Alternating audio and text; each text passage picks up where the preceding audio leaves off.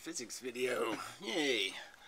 So anyway, Pyrrho and Holiday had this hangout thing, right? And Great Tech showed up and farted and belched. But anyway, they did treat him sort of like shit. Which is kind of funny.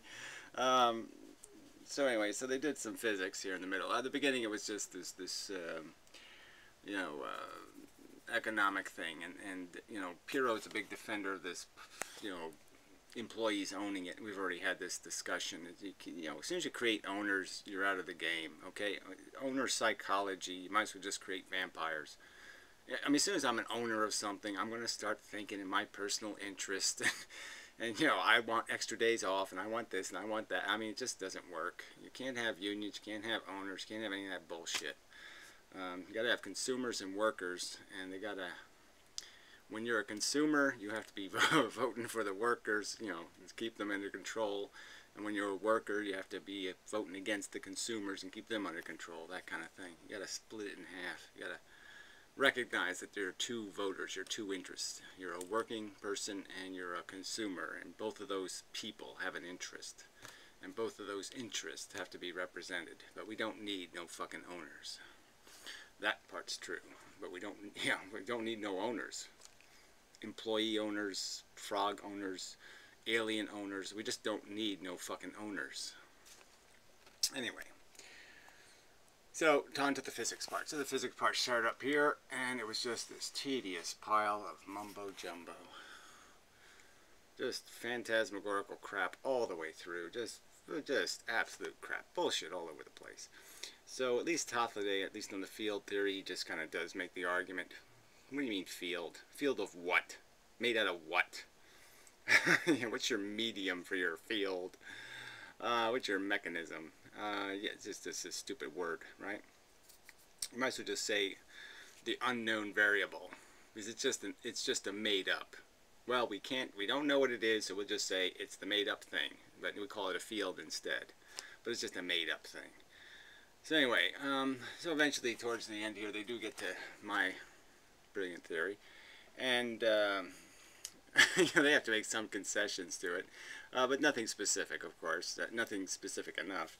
And and then Pyrrho just goes on this silly diatribe about his hero worship, and how I have to pay proper reverence to the people who I think ruined physics. I mean, I think they ruined physics by selling it as the mumbo jumbo woo woo bullshit, by selling the math instead of selling a rational search for a rational model. And Feynman specifically, and I've said my piece on Feynman, right? I hated Feynman, then I really liked Feynman. I loved the character of his personal life, in many respects, parts of his personal life anyway, his first wife and everything. It was just an amazing story.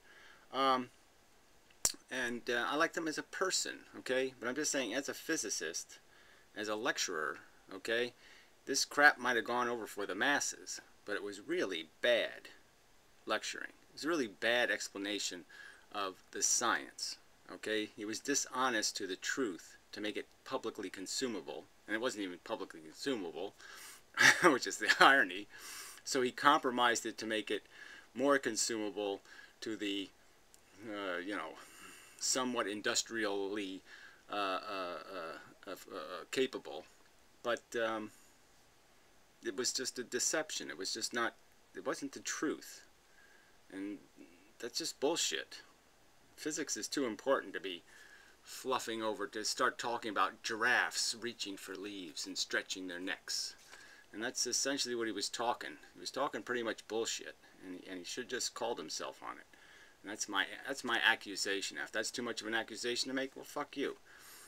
As for Einstein, yeah, I didn't care for his personal life at all. Kind of thinking he's pretty much a fucking asshole. Fucking his kid and everything. Not a brilliant start to his career, actually. And he's just another guy I think just lived on the laurels, and frankly, he's just wrong, and he's wrong in such a fundamental way that, again, just took physics on this idiotic detour, okay? And it's just a detour, this whole bent space bullshit, another fake medium. Space just does all this magical stuff, and the matter is obedient to the magical space. physicist should have said this. That just no, no, that just doesn't sound right. The nothing is doing the something. Why isn't the something doing something? I think the something should be doing something. I don't think the nothing should be doing something. That doesn't seem right. Nothing doing something? No, that does not seem right. Something doing something? Ah, now that makes sense. And Einstein knew that because Einstein was a particleist, and you know, and he jumped ship, you know, and went for the woo-woo because he could throw together some slop that sounded okay, but it just sounds okay. It ain't really at its core okay. It's a little bit rotten. Okay, so saying that is outrageous. I'm not allowed to do that. Susskind is a friend of Feynman's, right? And yeah, a lot of his lectures are good. Good science, good math, mostly. But, you know, come on. Black hole theories? This is all just bullshit. Light getting sucked back into the black hole?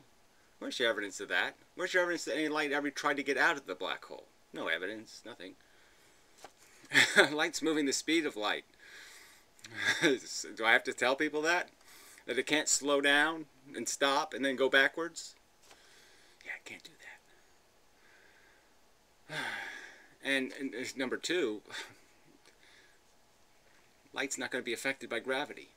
Light's not affected by gravity. Light is affected by interaction with photons. And this is back to Feynman, okay? So, you know, I'm doing all this preface work, but so Feynman knew that. And that's what's irritating about Feynman, right? He kept selling this woo-woo mystery thing when he said explicitly in one of his 1950 lectures there, right? The fourth lecture, I think, when he was showing the electron and the photon interacting with the electron. He was drawing a Feynman diagram of the interaction of an electron with a photon, right? And right next to it, he drew a little picture, A, B, and he said, well, look, all this woo-woo, okay? The thing you got to know about light is it goes from point A to point B in a straight line at the speed of light. So he said it, all right? And so when he said those words, he should have said also, look, what quantum mechanics is about is what electrons do to photons. Because obviously photons aren't doing anything but going from point A to point B in a straight line at the speed of light. And so something's making them, if they're going someplace you don't expect them to go, they're going there because an electron threw them there. And that's how they got there. And so he had it. And then my other critique of Feynman is that he took that Lesage theory, the 200-year-old graviton theory, the theory that photons, photonic gravity, it wasn't really photons, but that's what I'm calling it, particle gravity. And he shot all over it. And a really sloppy, lazy shit. Okay? and you know, this is a guy Pyrrho defends as somebody who's willing to, you know, accept models and ideas, but he wasn't. Okay, he was so close-minded. His statement was pretty much, you know, and I've played the clips. You know, if me and Einstein can't think of it, nobody else is going to come up with it. Model, no, let go of the model idea. Just do the math.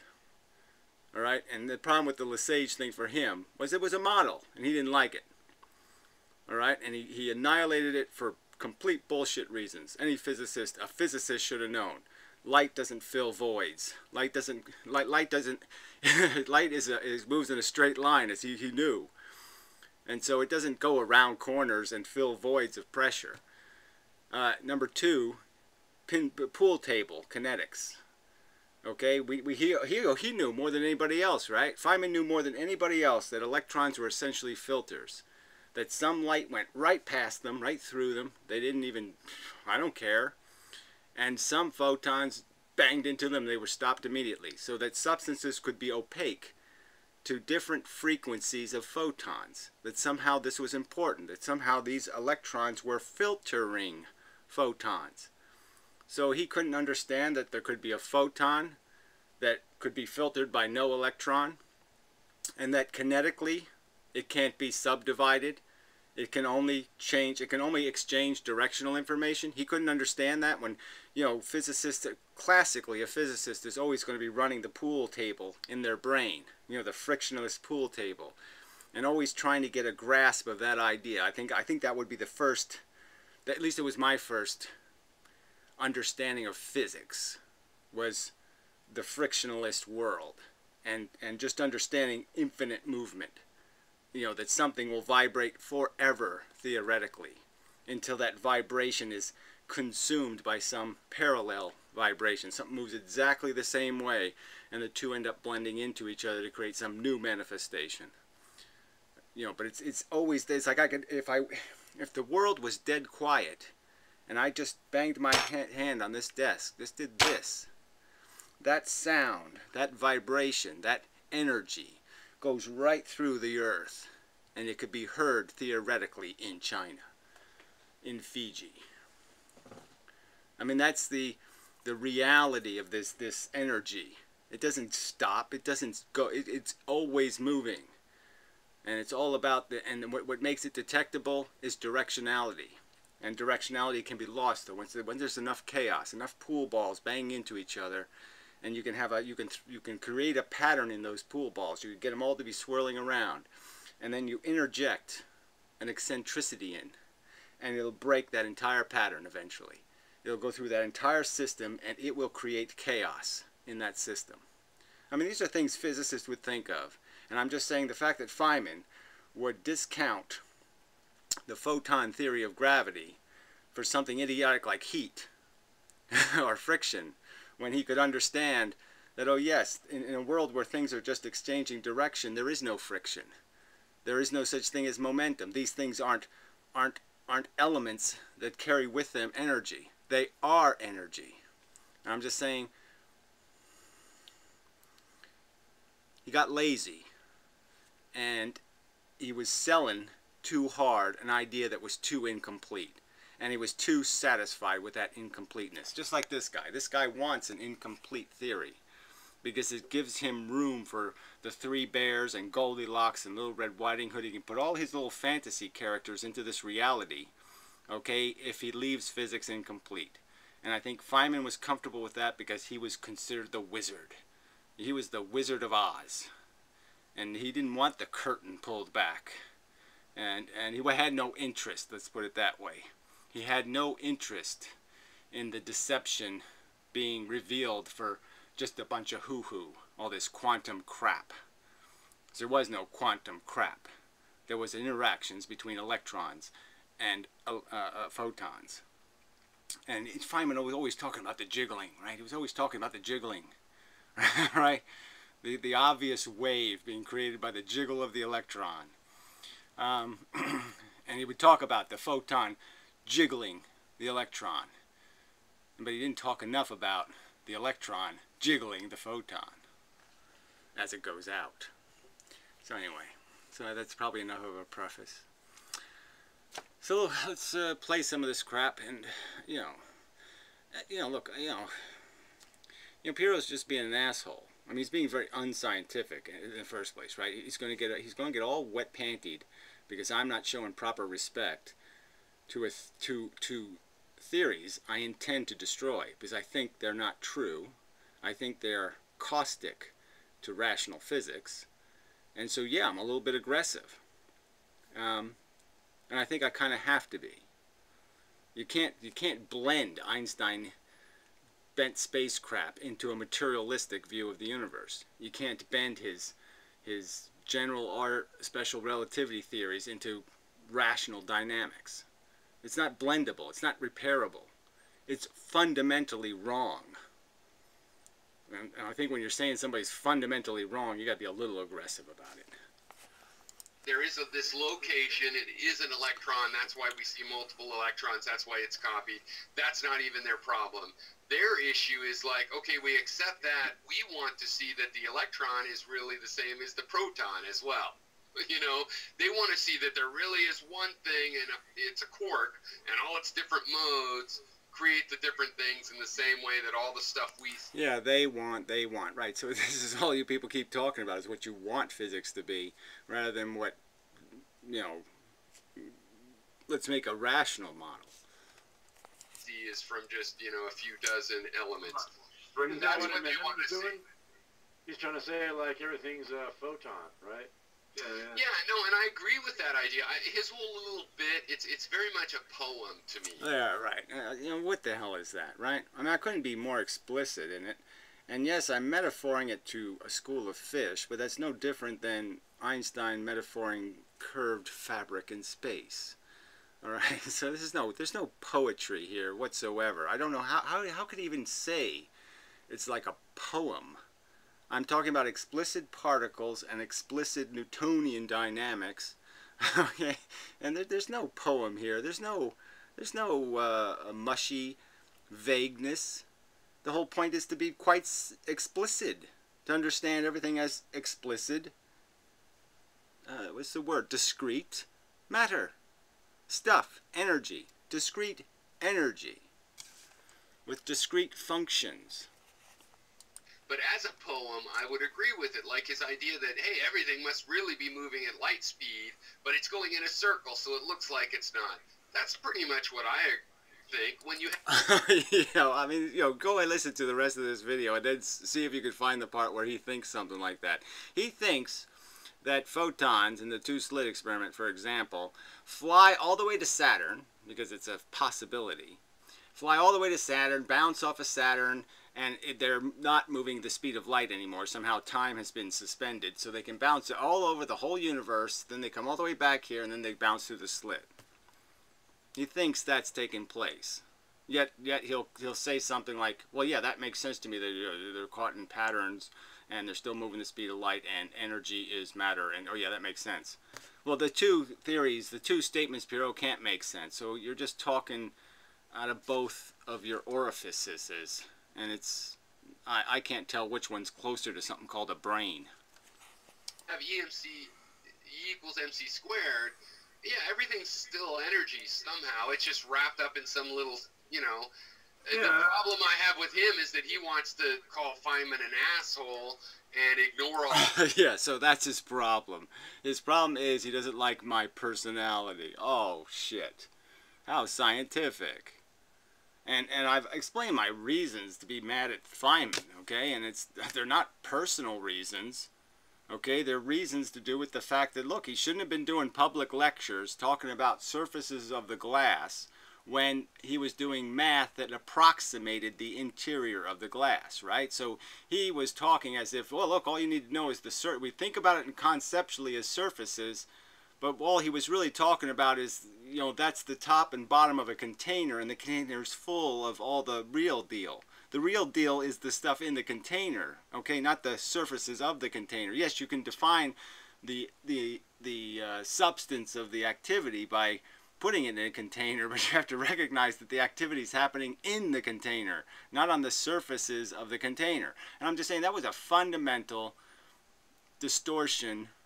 It just wasn't accurate, okay? His lecture wasn't accurately describing what was happening, and he was pretending like it was very mysterious. He was posing the question, how does the photon know how thick the glass is at the surface when the photon isn't reflecting off the surface?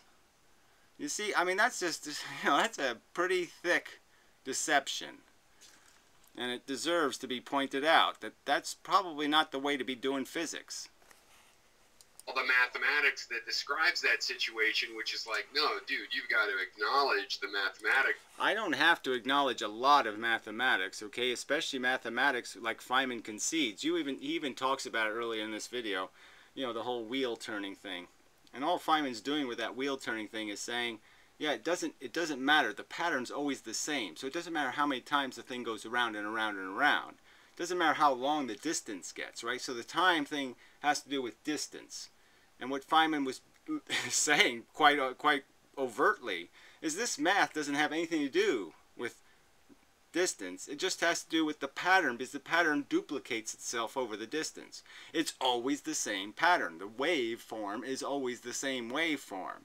So all you need is a tiny section of reality to detect the pattern, and then you can just presume the pattern for the rest of the distance. Damn, I missed an option. Oh well, shit happens. Yeah, so that's all.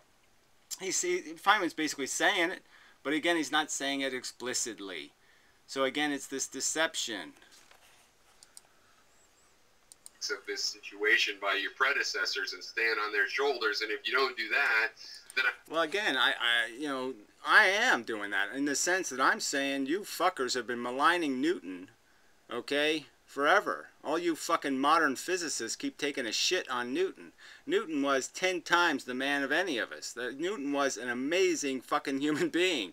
The shit he got done in his goddamn life and the fucking relationships he was able to dissect with such crude instrumentality is goddamn fucking amazing. And you fuckers seem to have no appreciation whatsoever for Newton because you want to all play with your fucking Play-Doh space. So that sort of pisses me off, fucker. If we're going to exchange what pisses us off, if that's going to be how we have scientific conversations about, well, how much do you hate some character of history? Yeah, that makes a lot of sense. Don't argue the argument, argue bullshit, fucker. My argument is that gravity is made out of photons. Why don't you fucking argue that, fuckface? I can't take you seriously. Yeah, well, whatever. I mean, this is just such bullshit. I don't give a fuck about you taking me seriously. I'm saying take the goddamn statements I'm making seriously. Take the goddamn theory that goddamn gravity is goddamn photons, motherfucker. Take that seriously. Take the kinetic reality that, guess what? Interactions on the kinetic level, on the pool table, are a little trickier than the ones in reality. Because the most aggressive interactions are the ones that have the least change in reality. Head-on collision, no change in reality. Complete 90-degree angle collisions, no change in reality. That's kind of important, fuckface. Because science is at that level of quality now. A level of quality. See, yeah, 1/3 of physicists, they all disagree with each other about fundamental interpretations of the dynamics of the mechanical universe. And you're saying that science has reached some sort of, physics has some sort of integrity? It's a display of integrity to not be able to resolve some basic fundamental questions? No, I'd say you don't know what the fuck you're talking about if, 1/3 of you, that you can't get more than a 1/3 majority on any one truth. I think he's got some really imaginative, productive insights that may well have some truth to them. I think there's a problem with the lack of maths. Well, I don't know. See, again, this whole math issue, right? So, look, the gravity fits two elements of math, right? The photon theory. It's moving at the speed of light, so it fits that. And it also fits the R² bullshitty thing of distance, right? The very effect where you get 1/4 as small by twice the distance. Yeah, that shit is right there. So how is there any, should I duplicate mathematics? I should duplicate somebody else's mathematics? Is there any real point in doing that? Duplicating math? I don't think so. No, like, he's not. But he does, you know what? It's not a necessary problem, like someone that's not all boggled down with maths might see something you're coming with an idea. Look, I don't even mind being boggled down with it, but frankly, I can't do the math on some of these equations, and just like Einstein just kind of sort of made up math, all right, there's no way I'm going to be able to prove absolute velocity mathematically. You're not going to be able to see the difference until you get up to preposterously fast speeds that matter will never travel. And frankly, by my theory, if I'm correct, you'll never be able to go those speeds. So yeah, it's not going to happen. But can I tell you at what speed you have degraded the matter enough where you've converted enough of the matter into energy? Look, velocity is conversion of matter into energy. It's converting, it's changing, like when the matter is full of just the photons, it's caught in atoms and it's just vibrating. Its directionality of its force is in all directions. When it starts moving, the force is starting to migrate into one direction. It's being essentially converted into fish moving freely in one direction. And that's why there's no light coming out of black holes. It's because when matter starts going towards a black hole, okay, the gravity is so strong that the matter is converted into energy, and the direction of the energy is towards the black hole. Okay, it can't be going out because it's all moving to, the fish are all swimming towards the center of the black hole. They're not swimming any other direction.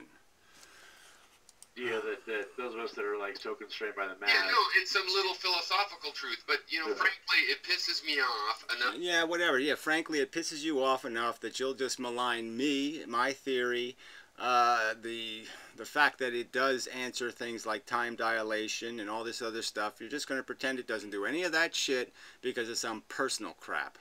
I mean, I can't say how, you know, I mean, that's scientific. Oh, fuck. I mean, really, do you think Feynman and Einstein liked each other? Frankly, I've never seen Feynman say a damn good thing about Einstein, ever. So you think they liked each other? To not really look the other way, that he's going to also go and call Susskind and Feynman and all these people idiots, and not just idiots, but liar. Well, that's not true, okay? I mean, I've called the guy who made the video talking about the detectors being turned off. I called him a liar because, yeah, that's just absolute bullshit. I'm sorry, it never happened. But you know, I'm not going to retract any words I've said about the fact that these are real deceptions, and they're obviously deliberate deceptions. So I'm just saying, what do you want for the definition of a lie? When Feynman was talking about surfaces, he was lying. It's not the truth. It's not what the physics was really doing. It's not what the photons are really doing. He was not describing it accurately. I'm sorry. I mean, it's a deception.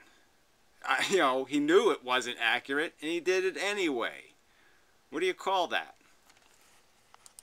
Like they misrepresented data that was before them? Fuck you. Well, whatever. You don't think it was a misrepresentation for him to talk about surfaces? You don't think it was a misrepresentation for him to talk about how does the photon know, when he knows the photon doesn't need to know because the photon's not going to reflect until it gets into the material. The material is going to reflect the photon, not the surfaces. All right, and I could go back to the two-slit experiment, and I could talk about other little jargons he used about what was happening when these photons are going through, and then I could just replay his clip saying photons move from point A to point B in a straight line. They are some of the best people we have in the history of mankind, separate from science. Yeah, whatever. The best people that we have in the history of mankind. And, you know, crap. This is just absolute fucking bullshit. Newton was that guy. Human beings that faced reality, admitted their mistakes, and everything else. And to just malign them in that way is ridiculous, because everyone... Yeah, whatever. Like I said, he maligned Lesage, okay? He took a shit on Lesage's head. So this is a guy 200 motherfucking years ago who thought this shit out, came up with a theory that was damn good, and just didn't have enough physics, you know, they just didn't have the tools at the time for him to make the explanation for this idea of kinetic gravity, this idea that it would only exchange directional information, because he just didn't have enough of a model to defend his model. And by Feynman's time, we had enough of a model to defend that model. There's no thermal problem. There's no friction problem, because photons and electrons do not exist in a frictioned environment. There is no friction in their universe. One of those people is ready to be bested.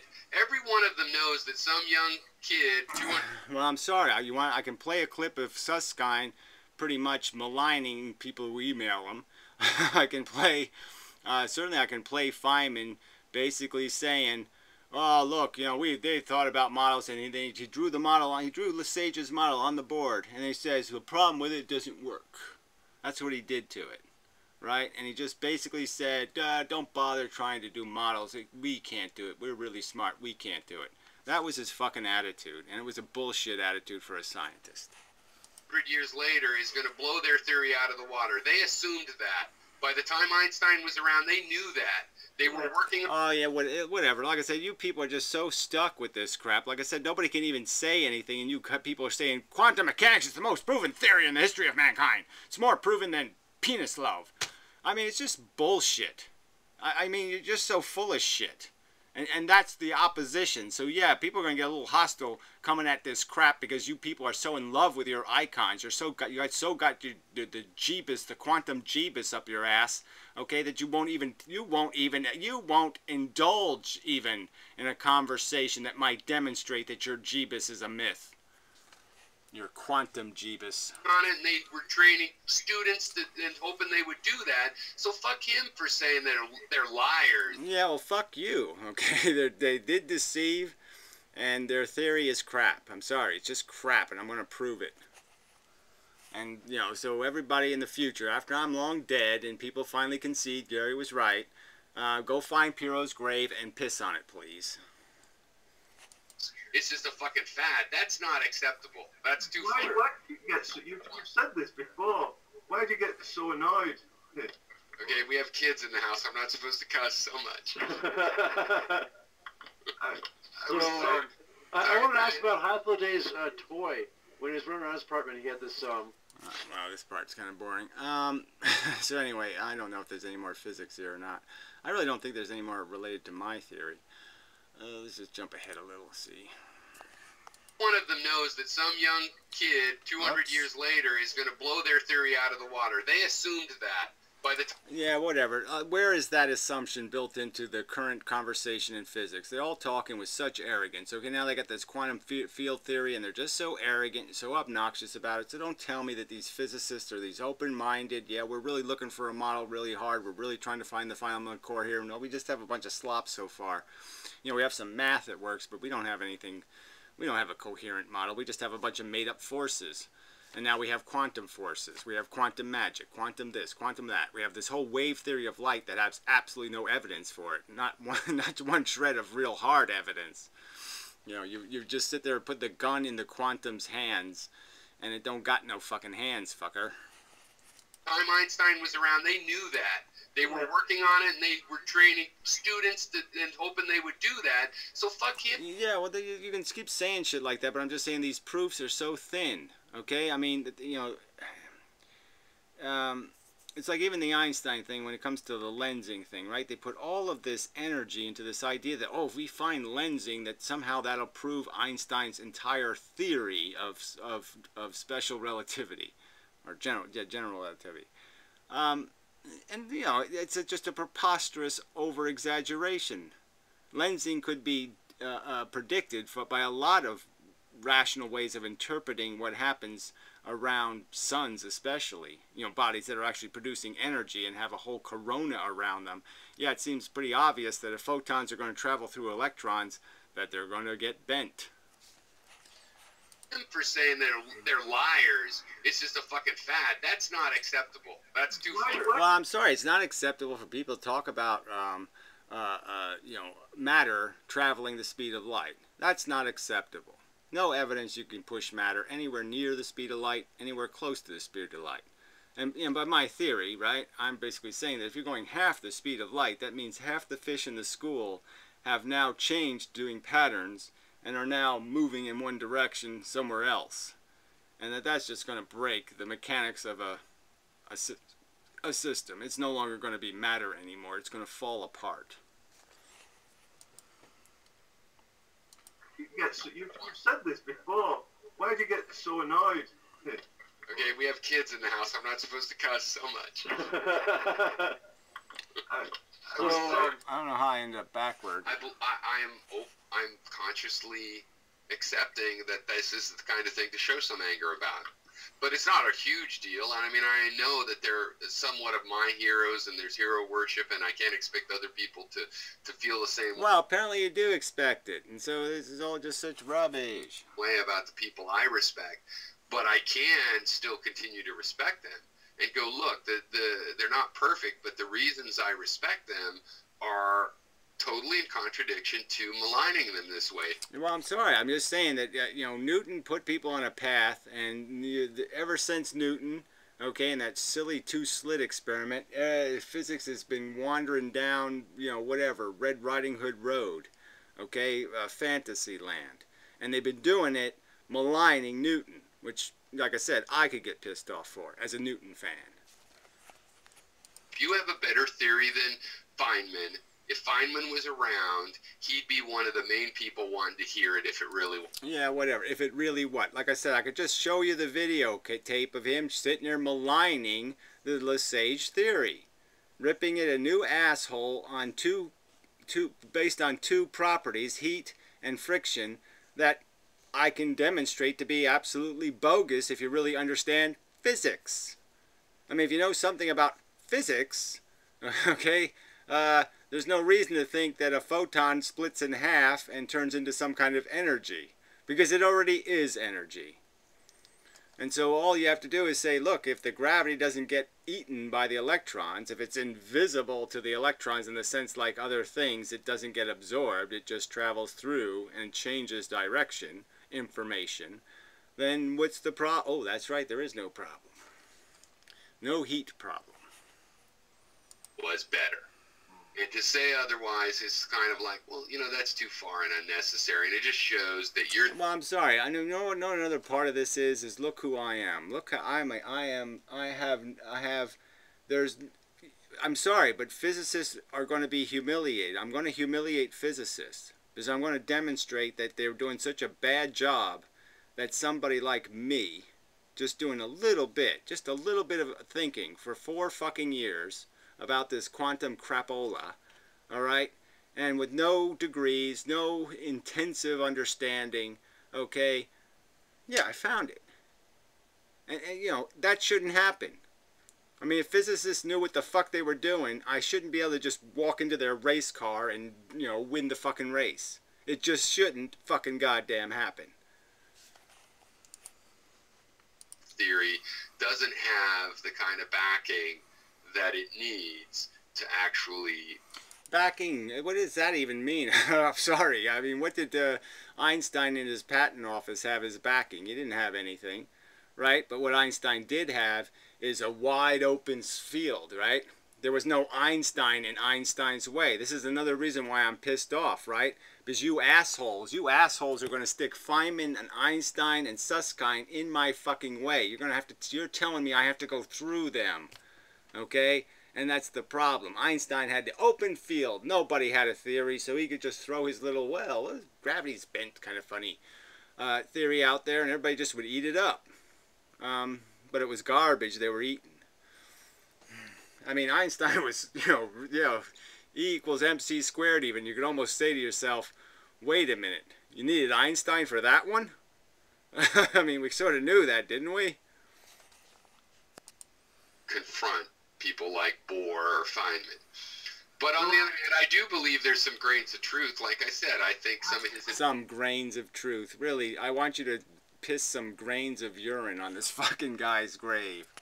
I mean, really, what the fuck is that, some grains of truth? Why don't you dissect one fucking element of it and demonstrate where it's not more, it's a hell of a lot more than a grain, buddy.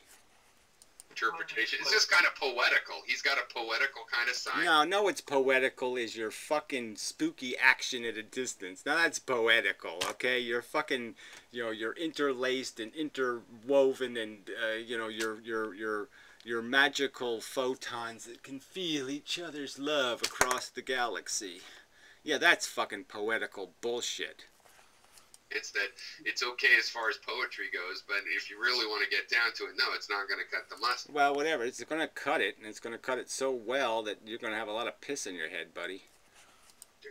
I played a clip where Feynman talks about not being like how the Mayans had this great calculation system about predicting eclipses, and he was saying, you know, you could imagine some guy... Oh, this is like one of the most boring Feynman lectures there was when he was talking about the fucking Mayan shit. Sorry, but I didn't see much value in that. I mean, it didn't make much sense anyway, okay? I mean, he was basically saying, you know, the Mayans were basically doing something where they were counting each P, and so they figured out that things happen over time because they had everything laid out in a row, and they just counted each day like a P, and they marked what happened each day, and then they noticed the pattern when they laid all the P's out, that kind of argument. It wasn't really math, it was long, hard, observed reality. And then they just looked at it and said, oh, look, there's a pattern. Universe is consistent, so suddenly you got a consistent, you still don't understand what's going on, but you could fly to the moon and that's good enough type thing. So yeah, that's good enough, and that's the problem. That's the problem with physics. That's good enough. It's been good enough, and that's just not good enough. And so, and like I said, they're not just saying it's good enough. They're saying we've got the truth, the qubit, the wave-particle duality mishmash. Yeah, right. So anyway, so I don't know, do I need to say something? I wanted to say something about frequency, I think. So Adam's filter frequency, right? So I think that is just really important to understand. Adam's filter frequency. Frequency comes in. If it's not the right frequency, you go ahead. If it's the right frequency, boom, I absorb it and I shoot out a different frequency. Does it all the time with light. And light is just photons, okay, a pair of photons separated by a distance. That's what light is. That's what radio waves are. That's what cosmic rays are. That's what it all is. It's just photons separated by a distance. And the only feature photons do have is polarity, which is they have a shape. Doesn't mean much. It doesn't do much. So anyway, but it is important when it comes to magnetism, and magnetism is just the idea of polarizing the gravitons and filtering for the polarization. Yep. So I mean, look, I got it all. I mean, I'll do the figure 8 thing one more time. Just this is just so obvious, right? So like a school of fish. The school of fish are all swimming in a pattern, all swimming around. That's what I mean by their energy is like this. It's going in all directions, right? And so it looks like no energy because it's in all directions, which is essentially no direction, right? They're not moving, they're just vibrating. And you know, but if you start to move those fish just a little bit, a few fish go a little extra distance in this direction. Just a few extra little fish go one little tiny inch in this direction more than they were doing before. This whole thing moves this way at a velocity. And the more fish you start moving to go a little extra, one more inch in this direction, one more inch, the more fish do that one more inch each time they do their cycle. So they're doing a figure 8, and they just keep, now they keep moving this figure 8, right? So to move the figure 8, they have to move a little extra distance. Just a few of them have to do that. But as they do that, the figure 8 gets slower and slower and slower and slower because they're using up more time going this way. So they're not just figure 8ing anymore, now they're moving. So with velocity comes a slowdown in atomic metabolism. The metabolism of the atom slows down as you increase its velocity. But velocity is absolute, not relative. There's nothing breaks the speed of light, and nothing distorts it. The redshift thing has nothing to do with the speed of light. It just has to do with the separation of the photons. So when something is moving away from another thing, what's happening is that it's shooting out, say, ultraviolet light, and because it's moving away, as it shoots the next photon out, there's a bigger gap because it's moving away, and that's the red shift. Not complicated. So anyway, yeah. So I mean, I got it all here. Okay, I've got it. I've got the unification thing. I got your quantum thing licked. I got it all licked, and it's just a matter of time. And you can be on the right side and help, or you can be just a naysaying, nitpicking, you know, emotional.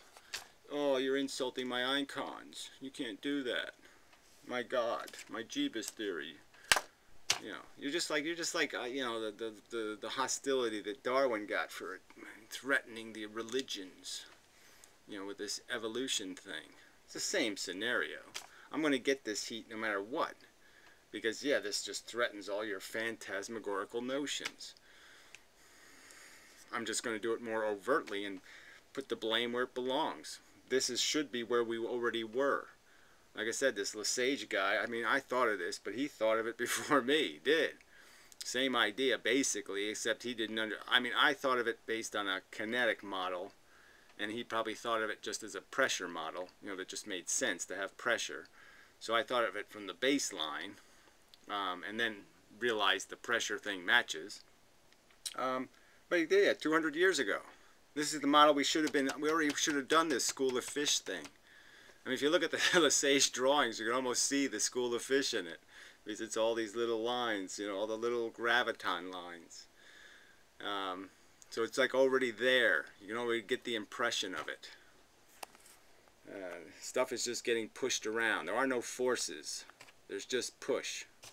There's just influence. There's exchanges and directional information. We're back to the frictionless pool table with the energy conserved, and the idea that all these things, all these balls, when they're banging into each other, all they're doing is exchanging directional information. There is no creation of energy in these interactions. These interactions just exchange directional information. And that's what the subatomic universe is doing. It's exchanging directional information, not really energy. It's only doing the energy thing when you have the battery of an electron, the battery of an atom. An atom is like a battery. It can take in fish and it can release fish in volume. And when it's releasing fish, you have an energetic system. When it's absorbing fish, you have a cooling system. Not complicated. Alright, that's probably enough for now. Till later. Such. Till next time. It'd be good if he does this every week, just so I can keep abreast of it. But I don't know if he's going to stay on the subject of physics, but it's just so bad. Like I said, if you watch the 2 hours and whatever, it's all phantasmagorical mush. You know, magic photons.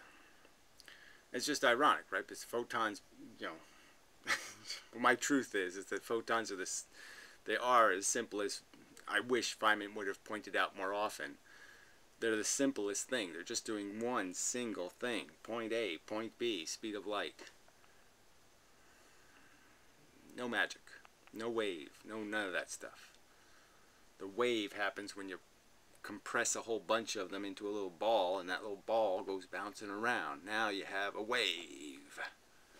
Because you have movement. Collective movement. You have undirected, undirectional. Suppressed direction? That's not the right way to say it. But you have captured directionality. And that creates vibration. Yeah, something like that. Anyway, till next time.